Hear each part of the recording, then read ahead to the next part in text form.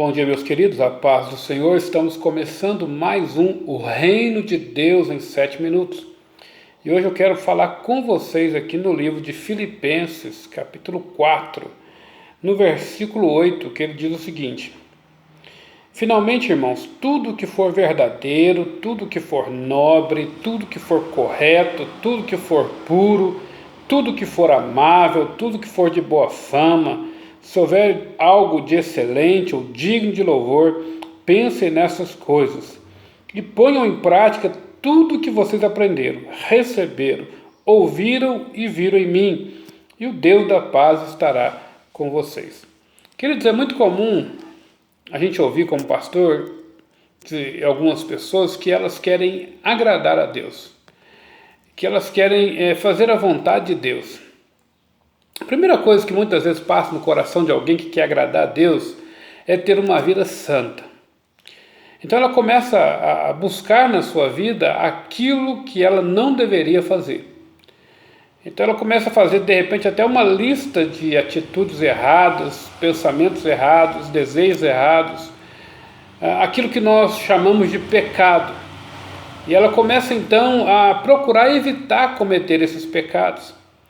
E buscando dessa forma, dessa maneira, uma santificação. A pessoa não está errada, porque a Bíblia diz que sem santidade ninguém verá o Senhor. E que aquele que quer ser como Deus, deve buscar ser santo, porque Ele é santo. Então, de toda maneira, é importante que você busque a santidade. É importante que você se livre de velhos hábitos, de velhas atitudes, de velhas ações. Caso você queira de fato e de verdade agradar a Deus, é importante que você busque, por exemplo, ter um caráter transformado, uma vida mudada. A Bíblia tem vários relatos sobre isso, sobre como as pessoas eram antes de conhecer a Deus e como elas devem ser depois de conhecer a Deus. Qual deve ser então essa atitude dessa pessoa, né? A pessoa, a velha criatura, a velha pessoa com a nova criatura. E a Bíblia enfatiza muito sobre isso, sobre essa mudança de comportamento que, de certa forma, qualifica ou desqualifica a conversão. Então a Bíblia deixa claro que a verdadeira conversão em Cristo muda o comportamento humano, muda as atitudes humanas, muda as ações humanas. Então aquela pessoa que vivia no pecado, que vivia na prática de coisas erradas, coisas que no seu íntimo ela sabe ou sabia que desagradava a Deus, mas praticava da mesma forma, agora essa pessoa ela vai lutar contra isso para buscar ter uma vida santa. E quando ela não der conta e quando ela falhar em alguma dessas coisas, ela sabe que tem um advogado, Jesus Cristo, que é fiel, conforme diz as Escrituras, para perdoar os seus pecados. Mas o que eu quero falar com vocês nesse dia não é sobre agradar a Deus buscando ter uma vida santa, ou, melhor dizendo, buscando o que não se pode fazer, o que não se deve fazer. Isso é muito comum. Então, quando eu paro de fazer o que não devo fazer, eu me sinto alguém que agrada a Deus, alguém que está fazendo a vontade de Deus. Mas meu irmão, minha irmã, meu amigo, meu querido, você que me escuta, entenda, fazer a vontade de Deus, agradar a Deus, vai além daquilo que não pode, vai além daquilo que você muitas vezes tem que renunciar, vai além daquilo que você tem que deixar, vai além de uma vida passada, promíscua, uma vida de pecado, vai além de deixar uma vida pecaminosa.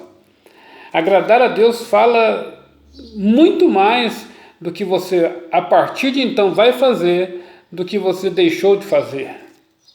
E é aqui que muitas pessoas, às vezes, não entendem e não crescem na vida cristã, elas não rompem na sua vida espiritual, na sua vida cristã. Por quê? Porque elas não entendem isso. Elas até param de fazer uma série de coisas erradas, param com uma série de práticas, mas no lugar dessas práticas erradas, ela não coloca práticas novas, ela não exercita atividades novas, ela se limita apenas a não fazer o errado, mas não faz o bem. E não adianta você deixar de fazer o errado e não fazer o bem. É bom que você deixe o errado, mas a partir do momento que você deixa o errado, você tem que fazer o bem. Por exemplo, Colossenses fala que aquele que mentia agora não mente mais e fala somente a verdade. Isso, né, é agradar a Deus. Não é só parar de mentir, mas falar somente a verdade. Colossenses ainda diz também algo que eu acho tremendo, né? Essa mudança necessária na vida do homem. E a Bíblia, ela deixa claro para mim e para você, por exemplo, que aquele que roubava não deve roubar mais. Mas não é só parar de roubar, muita gente para de roubar, mas se torna uma pessoa avarenta, por exemplo, não adianta nada.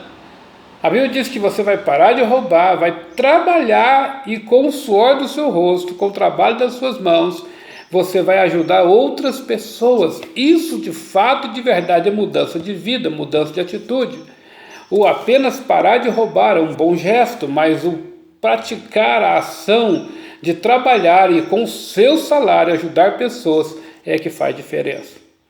O que eu quero que você entenda hoje, né, é o que Paulo escreveu aos Filipenses, fala aqui, que tudo que for verdadeiro, tudo que for nobre, correto, puro, amável, de boa fama, de excelência, digno de louvor, deve habitar a nossa mente. Consequentemente, deve encher o nosso coração. E aí, eu e você, como pessoas transformadas, como pessoas mudadas, restauradas, cheias do Espírito, começar a colocar em prática aquilo que precisa ser feito. Então, eu não só paro de fazer o errado, eu começo a fazer o certo, eu começo a fazer coisas boas, eu começo a produzir para o reino de Deus. É o que talvez Tiago tenta ensinar quando ele fala que a fé sem obras é morta. É mais ou menos no sentido, a fé me leva muitas vezes a reconhecer que sou pecador, que preciso da graça, mas a graça de Deus, o amor de Deus por mim, a obra redentora da cruz, a obra calvírica, ela tem que me levar de alguma forma, de alguma maneira, a ter atitudes de boas obras, de boas ações para com o meu próximo. Eu tenho que ter uma mudança que me leve a afetar o meu próximo positivamente. E é isso que você deve pensar nesses dias. Será que você só parou de fazer o ruim, só parou de fazer o errado e tem feito coisas e não tem feito coisas novas? Ou será que você já entendeu que tem que parar de fazer o errado e fazer coisas novas? Que Deus te abençoe.